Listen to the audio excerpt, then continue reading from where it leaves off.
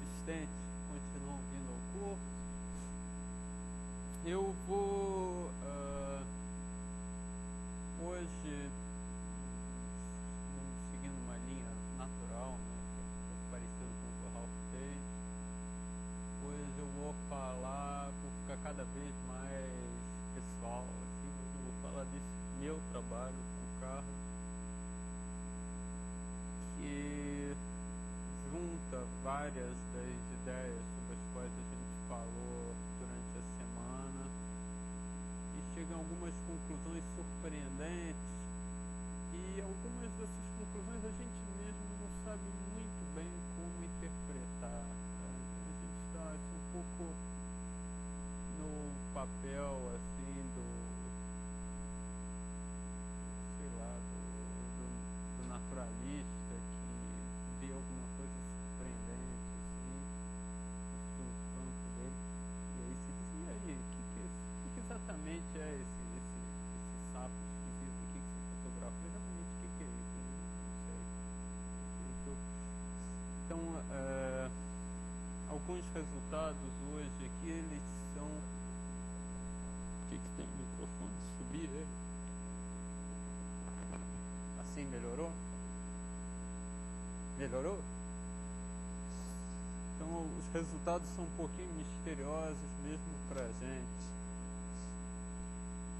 Deixa eu começar então relembrando as duas últimas transparências de ontem. Eu queria relembrar esse conceito de fluxo, porque hoje o fluxo vai ser um dos principais heróis da história. Então, se você tem uma região quadriculada com um furo, você pode medir o fluxo de uma dada cobertura através... Bom, o fluxo de uma dada cobertura, ele é definido de uma dentre várias maneiras. Um jeito possível é você escolher... Um jeito possível é você escolher, obrigado, um cortezinho aqui, e aí você conta dominós que atravessam esse corte. Então esse dominó aqui, se ele estiver aqui presente, ele conta como 1, mas esse dominó, se ele estiver aqui presente, ele conta como -1, né? Porque a gente tem que botar sinais correspondentes às cores. Então essa é a primeira definição do fluxo que você lê aqui, né? O número de dominós que cruza o corte. E essa definição é o que justifica o nome, né? Que tem cara de fluxo. Você imagina os dominós fluindo ali através dessa barreira aqui. Tem uma outra definição que ela não tem muita cara de fluxo, que é o seguinte: você escolhe dois pontinhos, um no bordo de dentro, outro no bordo de fora, por exemplo, esses mesmos dois aqui, e aí você faz função altura aqui menos função altura aqui, tá? Você tem que dar uns ajustezinhos aí, de somar uma constante e dividir por 4 no caso da função altura, para as duas definições serem exatamente iguais, mas no fundo é a mesma coisa. E eu relembro essa observação aqui, que o fluxo, ao contrário de todos os outros invariantes que a gente falou, todos os outros números, perdão, que a gente falou, os outros não são invariantes, justamente. Ao contrário de todos os outros números que a gente falou, ele é um invariante por flip, né? Você faz aqui assim, flip, o número de dominós horizontais muda, a altura muda, o volume muda, todos esses baratos mudam. O fluxo é quase que a única coisa que não muda, né? E em muitos casos vale a recíproca. Então isso é um sinal de que, se você olhar para o conjunto das coberturas, um dos jeitos mais naturais de dividir o conjunto das coberturas é se dividir de acordo com o fluxo, tá? Nesse caso aqui, tem 3 valores do fluxo possíveis. fazer um desenho aqui. Opa, licença. Uma das classes do fluxo corresponde a essa cobertura aqui,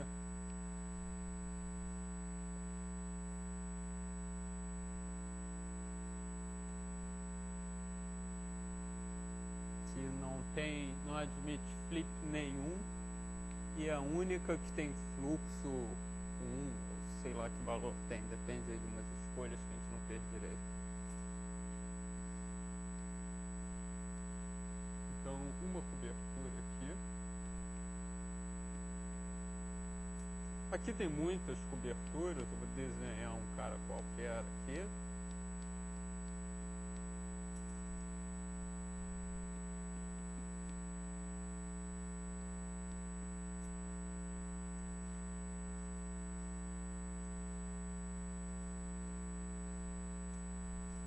E aqui tem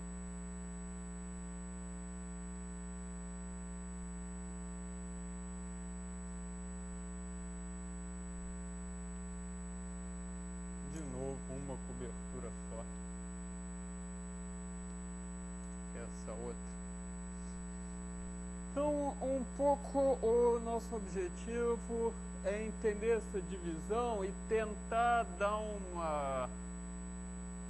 enunciado inteligente para essa observação aqui em caráter geral, né? Que só tem 3 classes, então 1, muito, 1. Mas se o troço aqui fosse mais grosso, né? Por exemplo, se eu dividir cada quadradinho desse aqui em 4 ou em 16, aí você teria várias classes, né?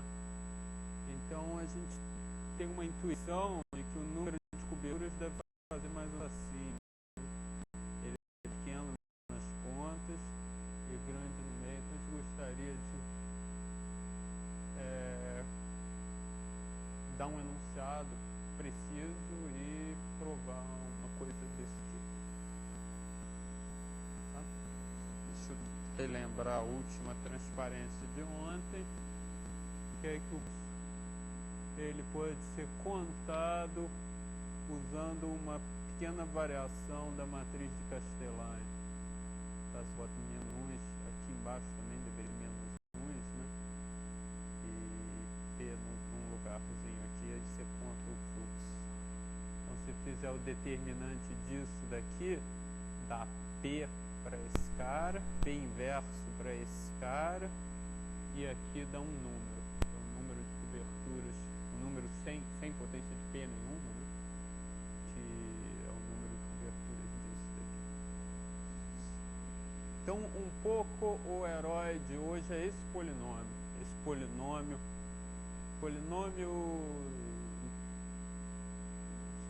de Lohan, né? Quer dizer que pode ter P inverso também, pode ter P menos 2, P menos 3. Então, a gente quer dar uma olhada mais carinhosa nesse polinômio, com o objetivo de entender como é que esses números variam. A gente gostaria de dizer que esses números são pequenos nas pontas e grandes no meio. Bom, vamos algebraicizar a coisa toda. Então, se já é um anel quadriculado, tem um exemplo ainda aqui embaixo, fixa uma fronteira e chama ela de fronteira externa e outra de fronteira interna. Talvez isso pareça uma coisa desnecessária olhando para esse desenho, né? Que nesse desenho aqui, pô, é óbvio que essa é a externa e essa é a interna. Não estou dizendo que eu tenho que fixar. É porque o desenho ele não precisa ser um subconjunto do plano. Assim. Vocês lembram daquele desenho que eu fiz ontem aqui? Que era um troço. Eu não vou refazer o desenho, que é um pouco trabalhoso. Eu vou fazer um diferente.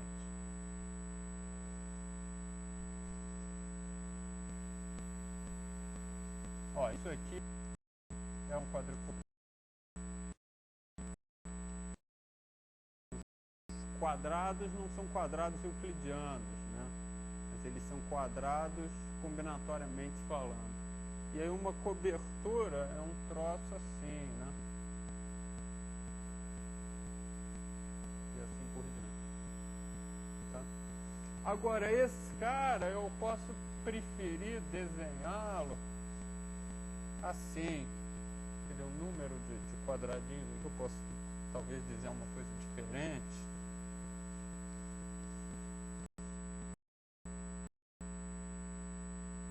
O número está diferente, eu não contei com cuidado, tá?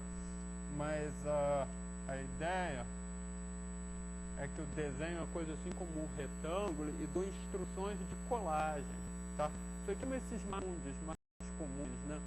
O mapa mundo mais comum, se vê por aí, ele é mais ou menos assim, né? Não, aqui é a região proibida. O mapa mundi mais comum ele é mais ou menos assim. A América do Norte está aqui, a América do Sul está aqui, a África está aqui, a Europa, a Ásia e a Austrália. Aí você vê esse desenho, você pensa, ó, o Alasca fica muito longe dessa pontinha da Sibéria aqui. Quando na verdade são vizinhos um do outro, né? Tem uma cola aqui. Mesma coisa. Então eu desenho a coisa muitas vezes aberta. E aí nesse desenho aqui não faz muito sentido dizer o que é fora e o que é dentro, né? Então eu estou dizendo, não, vamos fixar a fim de notação, chamar esse cara aqui de beta O e esse aqui de beta E.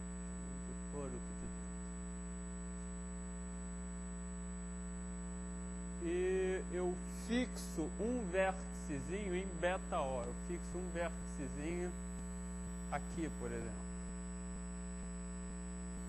de forma arbitrária. Tá? Aqui a minha função altura é 0 por definição. Aí eu propago a função altura.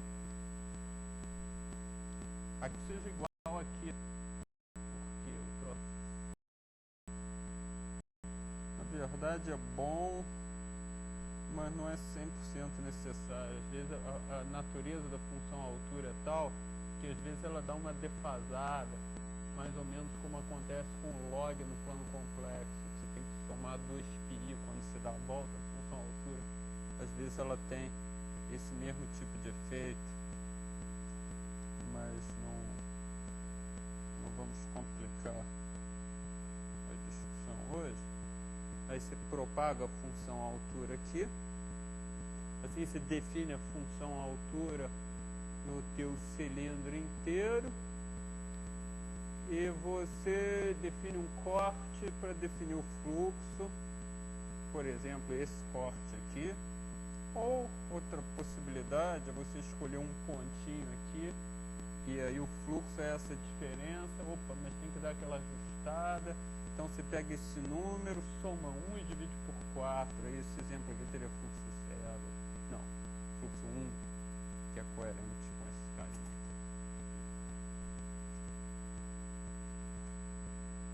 Bom, e aí faça uma grande contagem, um grande censo, usando essas duas letrinhas aqui, P e Q, que de novo são variáveis formais, tá? P não é o valor de, sabe-se lá o que, do volume, do fluxo, da altura, seja lá o que for. P é uma variável formal e Q é uma outra variável formal. São letrinhas que ajudam os números a se organizarem. Então eu faço P elevado ao fluxo, P de fluxo, tá? pH, e Q elevado ao volume, soma esse troço todo, isso dá um grande objeto algébrico que é o nosso herói de hoje. Se a gente quer estudá-lo, ver se a gente consegue dizer algo surpreendente sobre ele.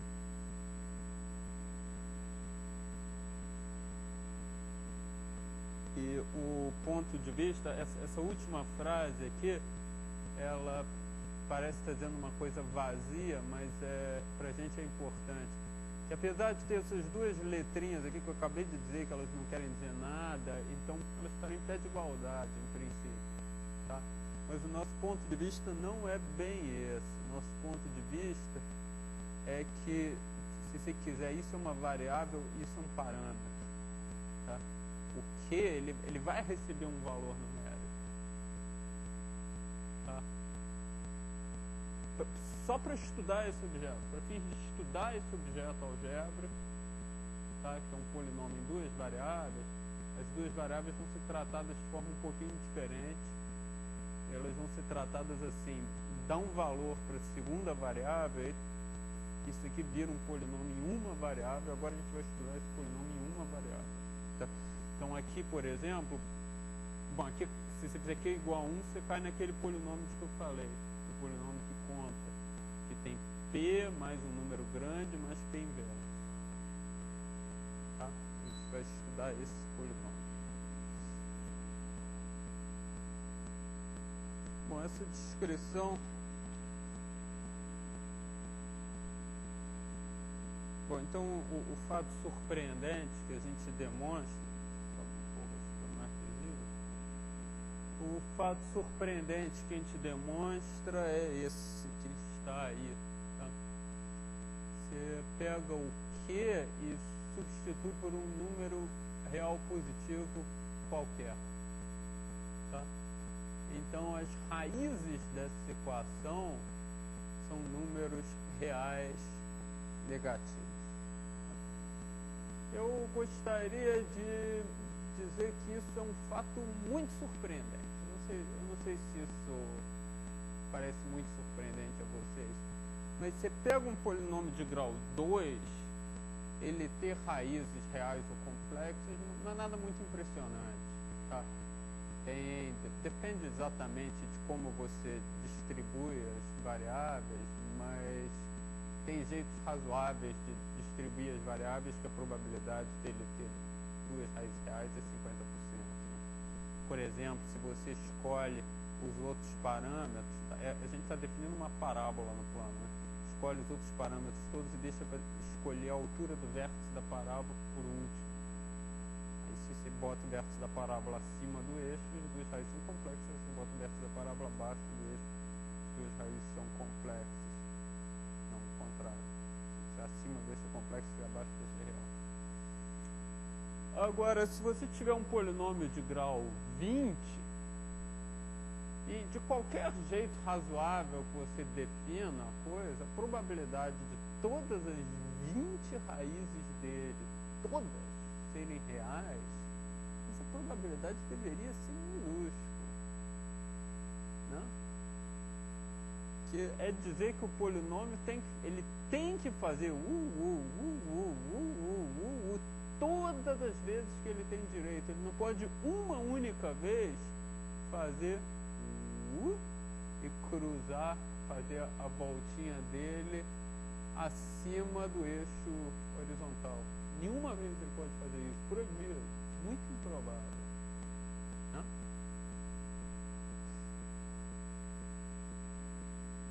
Então, isso é um fato surpreendente. Um fato surpreendente e misterioso. Outro fato surpreendente e misterioso. Misterioso não no sentido que a gente não saiba provar, não um teorema, mas no sentido que a interpretação ainda é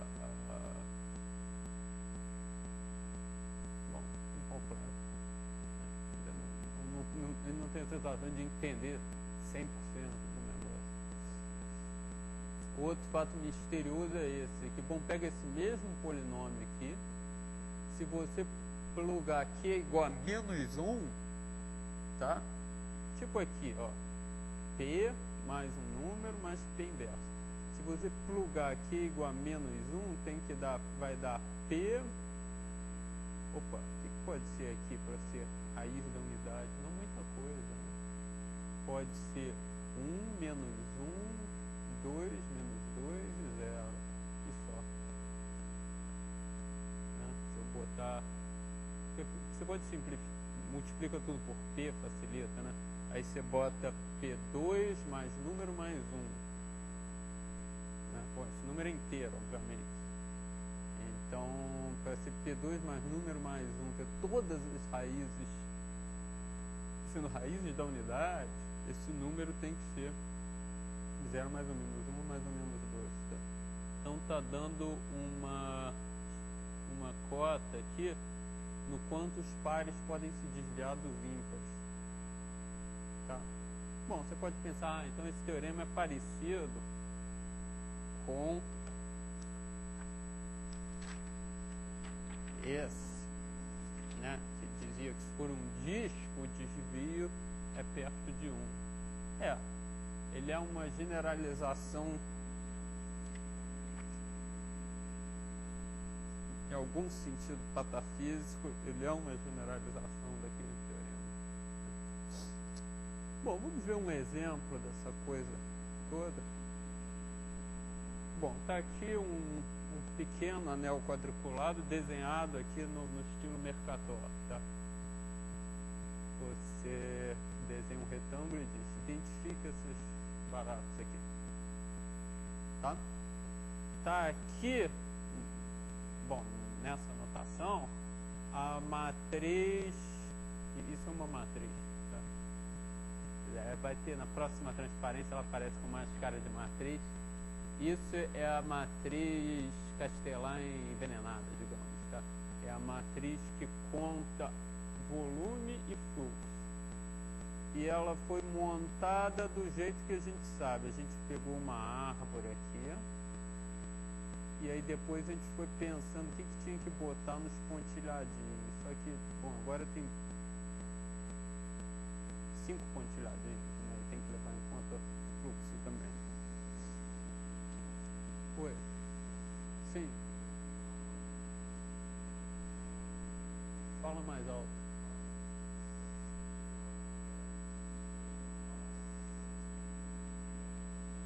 Reais negativas, isso. Raízes querendo dizer os valores de P, né? P, esse P aqui do fluxo, para os quais esse barato se anula.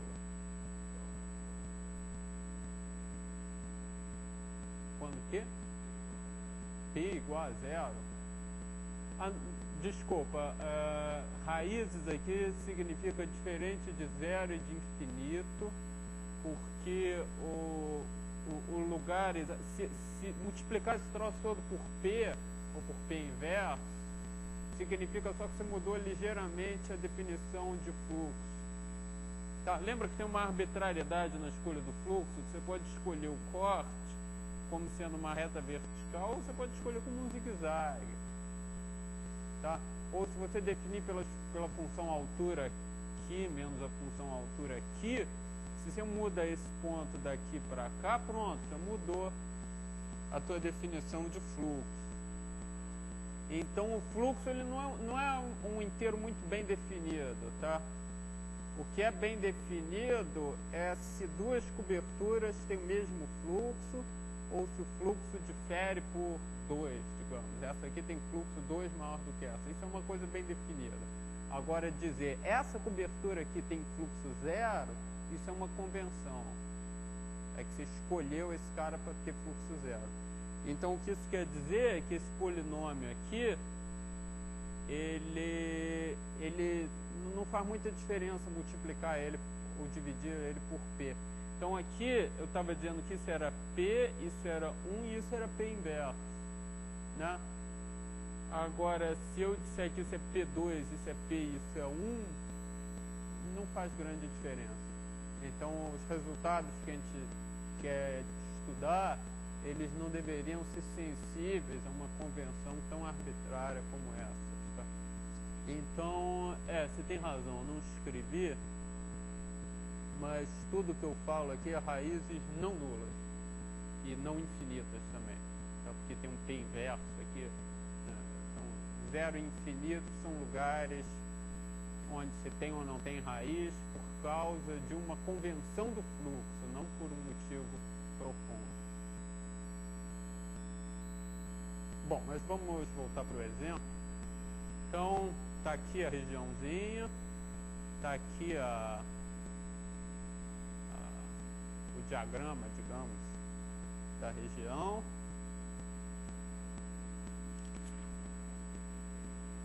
Isso é uma região bem pequena para as contas serem alguma coisa viável de se escrever, mesmo numa transparência, tá? Se você pegar uma região um pouquinho mais larga, olha, aqui nesse artigo a gente se empolgou e fez um anel de largura 4.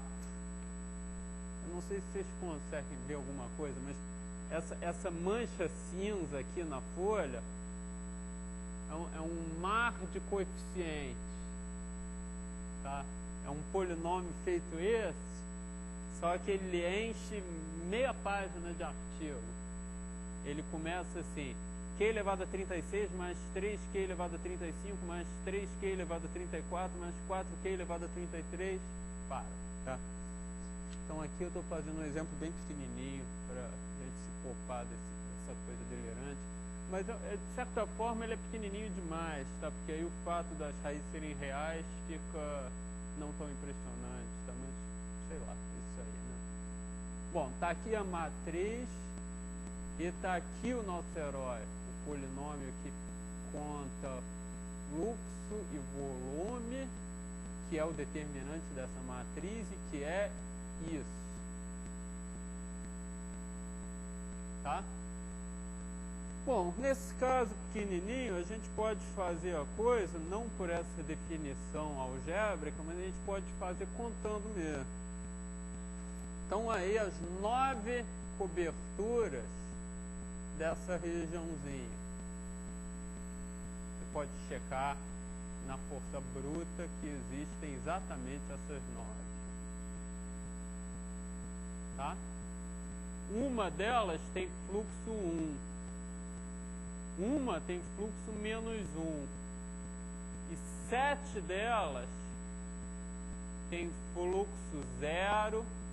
Esses volumes variados aqui, né? 2, 1, 1, 0, menos 1, menos 1, menos 2.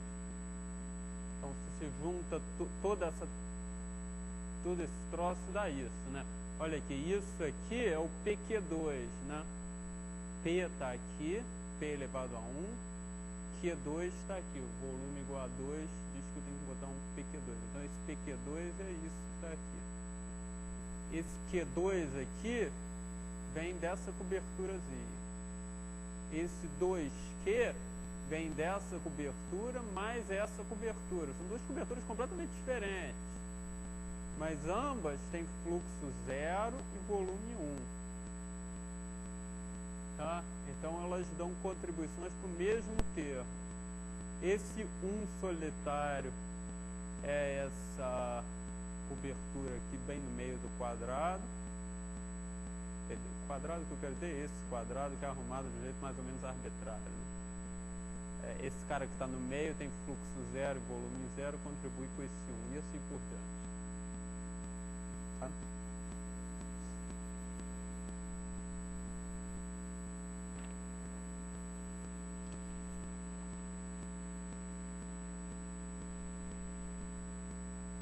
Bom, se você substituir Q por esses valores fáceis aqui, 1 menos 1 e 2, esse 2 aqui é só para ser um número real positivo diferente de 1.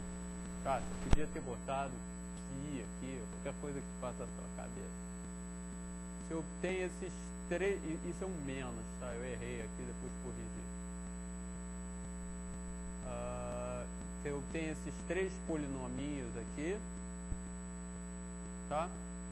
E eles têm as raízes do jeito que eu prometi. Olha aqui, esse cara aqui tem raízes reais negativas, né? O que você faz de delta é B2, 49, menos 4, 45 é positivo. Então as raízes são reais. E, bom, se elas são reais, é óbvio que elas têm que ser negativas, né? Porque os coeficientes são todos reais positivos. Né? Então não poderia ter uma raiz positiva. esse cara aqui, P menos 1 mais P inverso, ele é um polinômio ciclotômico famoso, né? Bom, talvez ele seja mais famoso como P2 menos P mais 1. Né? As raízes dele são raízes sextas da unidade, que são essas coisas que estão escritas aqui. Desculpa, está meio rabiscado, porque eu comecei a escrever uma coisa no meio, eu vi que não era exatamente aquilo, ficou meio embolado. 1/2 mais ou menos raiz de 3 sobre 2i. E aqui, se eu fizer P igual a 2, bom, dá essa coisa aqui, que se você fizer a conta, você vê que ainda tem raiz reais negativa. Tá, então o polinômio deu certo. E, de novo, esse caso aqui, ele é muito menos impressionante do que se você pegar um exemplo grandão. Agora, um exemplo grandão, acho que você só tem coragem de pegar sentado na frente do computador, né? Porque aí você está usando o Maple ou um outro programa similar, aí você diz assim, escravo, calcule esse determinante. Aí o computador vai lá e calcula, e dá aquele polinômio enorme. Aí você diz, escravo, acha as raízes desse polinômio. Aí ele vai lá e acha aquelas 40 números reais negativos e nenhum único número complexo. Aí você diz, muito bem, você agora pode rodar um screensaver. Bom, tá aqui um corolário, corolário muito fraco do fato das raízes serem reais negativas, é que de fato o número de coberturas em função do fluxo é unimodal. Unimodal, para quem não sabe, quer dizer que sobe e desce. Tá? Não faz assim, sobe, desce, desce. Tá? Fica como exercício para vocês verem como que uma coisa implica a outra. Bom, pode só subir também. A rigor aqui deveria ser unimodal ou monótono. Tá? Pode só subir e nunca descer, ou só descer e nunca subir. Mas o que não acontece é isso, né? É você ter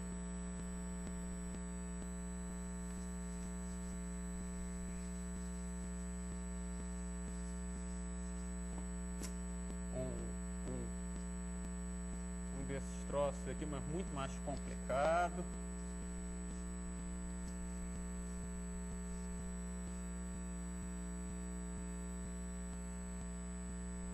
E aí aqui dá um número pequeno, tipo 1 milhão. Aqui dá um número um pouquinho maior, tipo 2 milhões. E aqui tem 2 milhões, de novo. Aqui tem 1 milhão. Bom, se for isso, esse número tem que ser maior do que 2 milhões. Você não pode ter aqui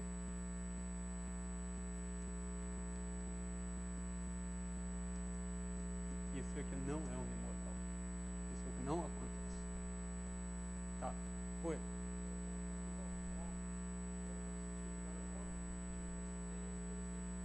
Não. Quer dizer, de unimodal para raiz real? Não. É muito... Aliás, isso é trivial, mas ser real de jeito nenhum. Inclusive, a forma de você realmente sentir isso na pele é a seguinte: senta em frente do Maple, ou MATLAB, matemática, qualquer coisa do gênero, e tenta chutar um polinômio de grau 10 com 11 números inteiros. Tenta chutar ele, faz eles serem unimodais. Você pode até forçar a mão para eles serem muito unimodais em algum sentido. Tenta chutar esses números para você obter 10 raízes reais. É bem difícil. Tá? Se você só chutar os números, que é muito delicado o negócio. Se você fizer o desenho em R11, de onde moram todos os polinômios, e agora em R11 você olhar a região correspondente a polinômios com todas as 10 raízes reais, essa região é muito estreitinha. Por isso que o teorema é milagroso. E por isso que a gente, aliás, conseguiu encontrar ele, porque a coisa começou exatamente do jeito que eu estou descrevendo. A gente mandou o computador calcular esses troços. E aí, assim, puramente por um efeito Moacir, boa descrição. Um puro efeito Moacir, a gente vamos calcular as raízes desse polinômio para ver o que rola, tá? Já com toda a expectativa de que não ia acontecer nada de notável, tá? Que ia dar uma zona lá com um monte de números reais complexos, de todos os tamanhos, cores, feitiços diferentes. E quando a gente viu aquele monte de números reais saindo, nós ficamos pasmos, né? Aí, outro exemplo, real. Aí a gente diz, bom, aí tem coisa. A ideia do teorema, depois a gente provou, né? Isso não é só um fato empírico, agora é um teorema, mas ele só teve a ideia de fazer essa pergunta porque o fato empírico foi muito impressionante. Bom, então eu vou dar nos minutos finais aqui do curso um esboço grosseiro da demonstração desse fato, tá? Esse troço de novo está aqui, tá? Quem quiser entender isso direito tem que ler 30 páginas do artigo, mas eu espero dar aqui em sei lá quantos minutos eu tenho, 10 minutos talvez, uma ideia vaga do que acontece. Bom, dando um anel quadriculado A e um número positivo N, você pode definir a cobertura de ordem N de A, tá? O que é isso? Isso quer dizer que você vai pegar o troço e desempolar ele para obter o troço repetido, tá? Deixa eu dramatizar isso da seguinte forma. Você está andando por um corredor um corredor misterioso para onde você foi teleportado por mágica, tá? E aí você vê na parede desse corredor um candelabro segurando uma tocha. Aí você anda, depois de 1000 passos você vê um candelabro incrivelmente parecido com aquele, tá? A primeira ideia, talvez seja um corredor circular, eu não senti a curvatura por causa da mágica, né? E depois de 1000 passos eu voltei para aquela tocha. Mas tem pelo menos uma segunda explicação, é que isso é um corredor circular com de comprimento 2000 passos, com duas tochas igualmente espaçadas. Ou talvez ele seja um corredor circular de comprimento 3000 passos, com 3 tochas espalhadas, tá? Aí, se você quiser distinguir um do outro, você tem que deixar um pequeno objeto no chão, correr 1000 passos, voltar e ver se aquele objeto vai estar lá ou não, né? Então, aqui a gente está desdobrando o nosso anel para obter esses anéis A2, A3, né? O A era aquele exemplo da transparência anterior que tinha comprimento 4 aqui, né? E esse tem 1, 2, 3, 4, 5, 6, 7, 8, é o dobro dele, né? E esse tem 1, 2, 3, 4, 5, 6, 7, 8, 9, 10, 11, 12. Tá? Uma definição, por enquanto. Tem nada para se entender ou deixar de entender aí.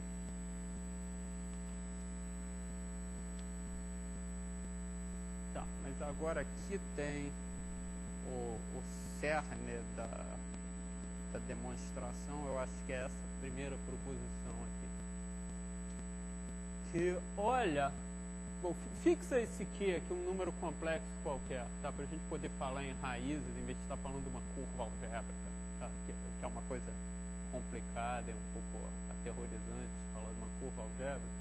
Vamos falar só de raízes de um polinômio em uma variável. Então, fixa esse número aqui em toda a discussão, tá? E, bom, sejam P1, P2 até Pm, as raízes não nulas e não infinitas disso, tá? Então, os caras que a gente está afirmando que são reais negativos, se o Q for real positivo. E que a gente está afirmando que são raízes da unidade, se o Q for -1. Tá? Bom, então, aqui que a proposição diz é isso, que então as raízes disso, desse outro polinômio aqui, quer dizer, o mesmo tipo de polinômio para um outro anel, que é o desdobramento do anel n vezes.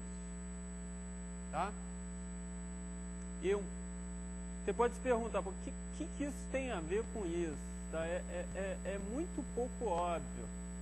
Porque antes de você acabar de ler o teorema, eu convidaria você a juntar essas peças aqui, ó.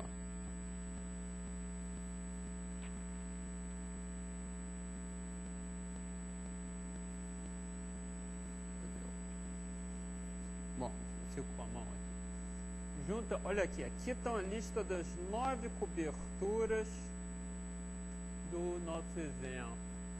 E ali embaixo estão a 2 e a 3. Como é que exatamente a partir dessas 9 coberturas eu vou descobrir quais são e quantas são as coberturas da 2 e a 3? Não óbvio, não. Tem algo a ver, né? Alguns exemplos são óbvios. Por exemplo, você pode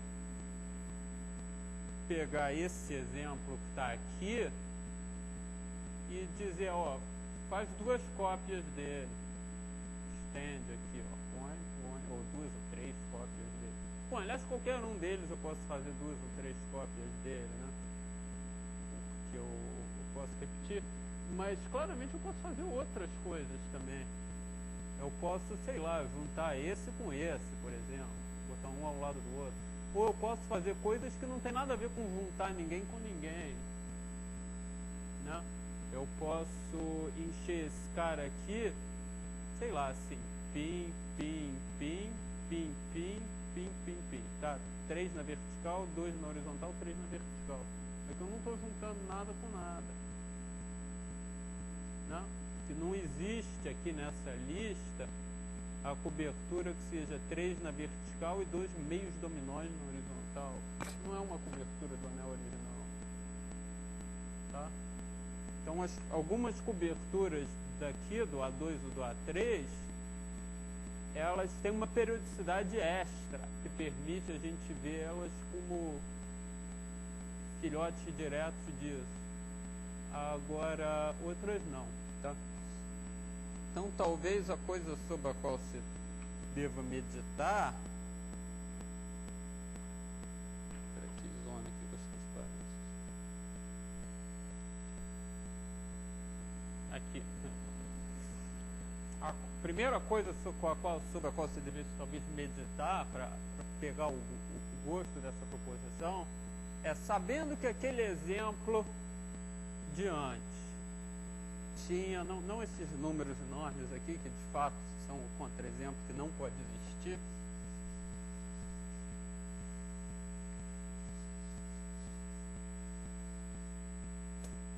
Sabendo esses números aqui, 171, tá? Como que você pode deduzir os números para o A2? Tá? De fato você pode. De fato, essa informação aqui já basta para se calcular o A2. E o jeito de fazer isso é o seguinte, olha. Isso é uma receita de bolo, tá? Aqui, não é uma demonstração, tá? O jeito de fazer isso é o seguinte, pega esse polinômio aqui, que tem raiz, o polinômio...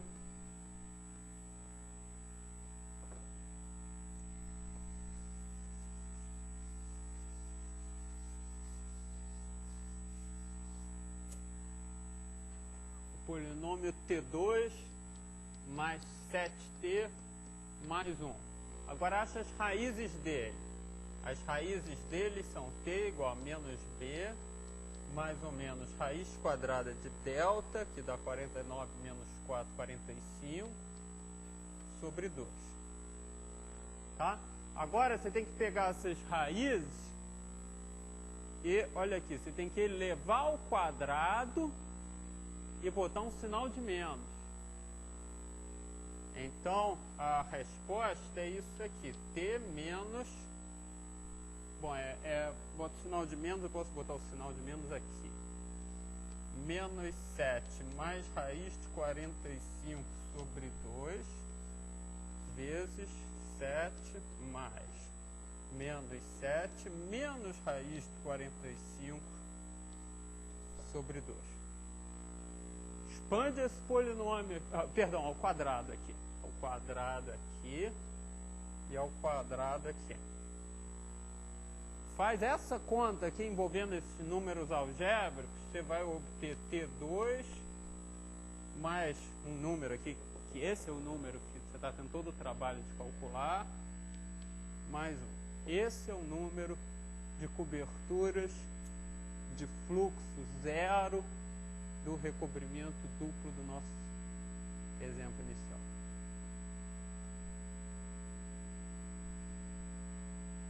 Tá? Não é óbvio, né?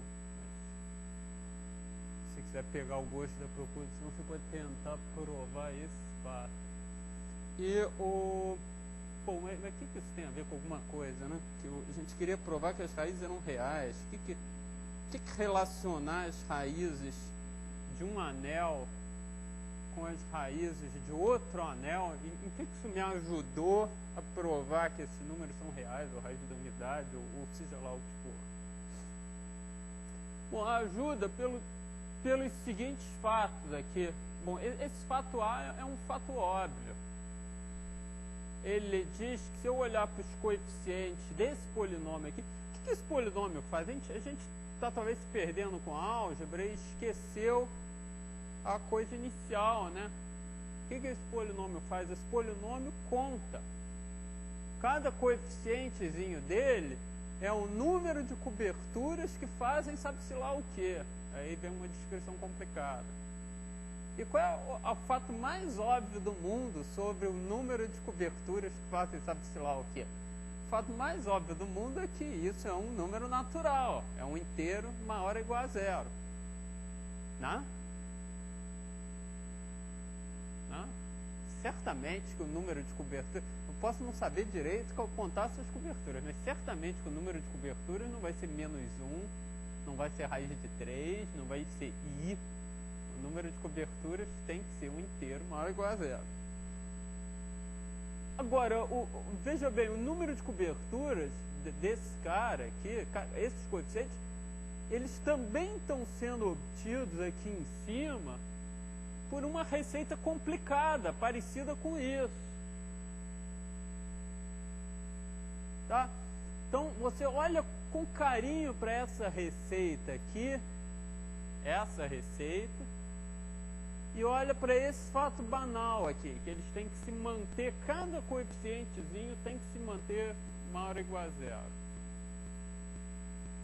Vai seguir que as raízes são positivas. Deixa eu tentar dar uma noção vaga de que uma coisa tem a ver com a outra. Olha aqui, o que é esse coeficiente aqui? Ó. Esse coeficiente do meio, nesse exemplo,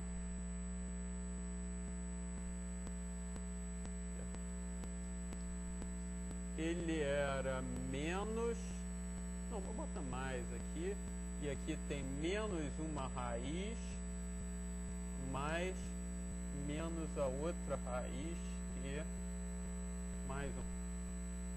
Agora eleva ao quadrado. Quer dizer, eleva ao quadrado? Não.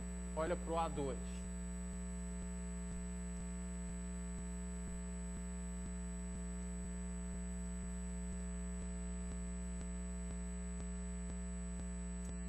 Olha para o A3.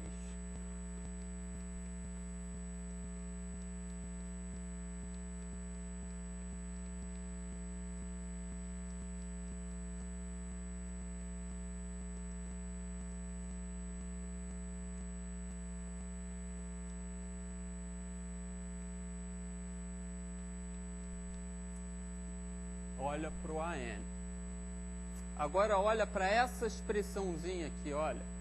Se P1 e P2 forem números reais negativos, eu estou fazendo um número real positivo, né?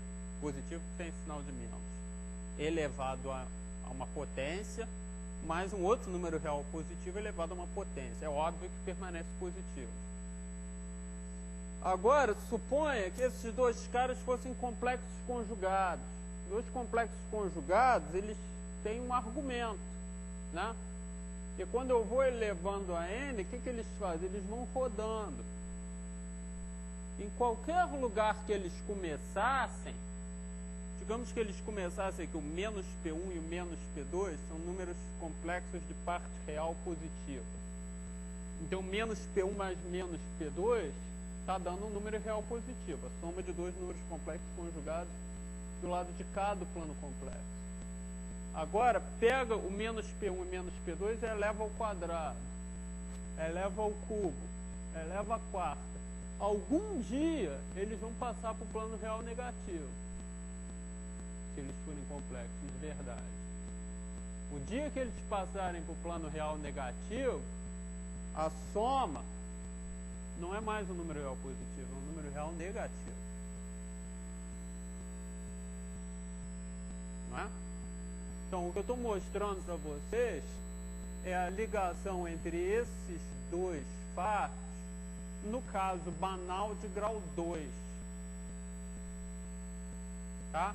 No caso de grau n, a álgebra é mais feia, tá? Mas a ideia fundamental ainda é a mesma. Se você deixa entrar um número complexo aqui na parada, um número complexo, quando é elevado a n, ele roda, e aí não vai ter jeito de você permanecer positivo para sempre. Bom, o item B aqui, ele fala do outro item, tá? Do outro caso. Então, o que acontece quando Q é igual a menos 1? Quando Q é igual a menos 1, eu afirmo que esses coeficientes são limitados. Agora, está acontecendo o contrário aqui. O item A é óbvio, o item B não é nada óbvio. O item B, em essência, é esse teorema aqui que a gente mencionou ontem. Ele diz que se você olha para um disco quadriculado, a menos 1 contagem dele é limitada por 1. O que esse teorema aqui está dizendo é que a menos 1 contagem num anelzinho, ela é limitada só por essa largura aqui. Não tem nada a ver com esse comprimento.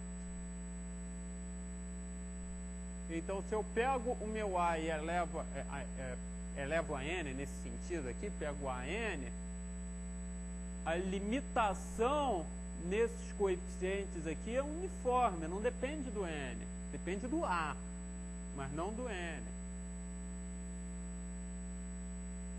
Tá? E aí a gente faz a mesma dança de relacionar esse fato com esse fato. Olha aqui, se esses números aqui estão ficando limitados, de novo, eu vou argumentar só o caso de grau 2 e o outro é uma álgebra mais difícil, está explicado aqui. Se esses números aqui podem ficar limitados, hein? Podem, mas é muito difícil. Porque se o módulo de um desses caras aqui for maior do que 1 deles vai tender para infinito, não vai ficar limitado.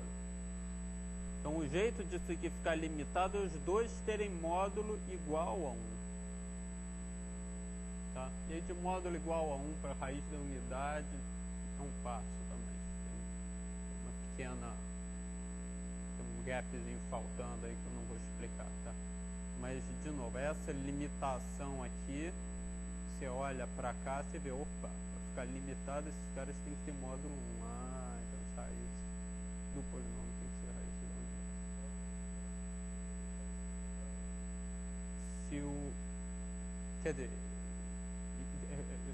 o fato de ser unimodal é um corolário do teorema que a gente está provando, eu não posso usar isso, né? Se fosse menor do que 1, o que ia acontecer é que o outro ia ter que ser maior do que 1 para o produto aqui dá 1, nesse exemplo. Tá? Nesse exemplo. Desculpa, eu realmente não estou dando uma demonstração, tá? Mas nesse exemplo aqui, isso que eu estou dando é uma prova e tem a ver com a prova do caso geral. Que aqui eu sei que o produto é 1, né? Esse coeficientezinho aqui dá o produto das raízes. Então, se eles não podem ambos ter módulo menor do que 1. Poderia um ter módulo meio e o outro ter módulo 2. Mas os dois terem módulo... Bom, meio não pode, tem que ser um inteiro algébrico, né? Mas pega a ideia geral, né?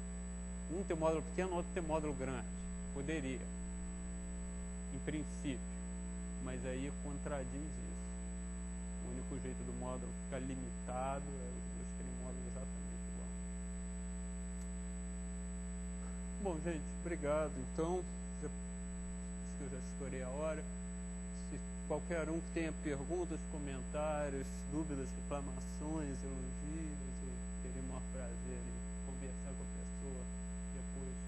Alguém quer falar alguma coisa agora? Não, né? Obrigado, então. Tchau.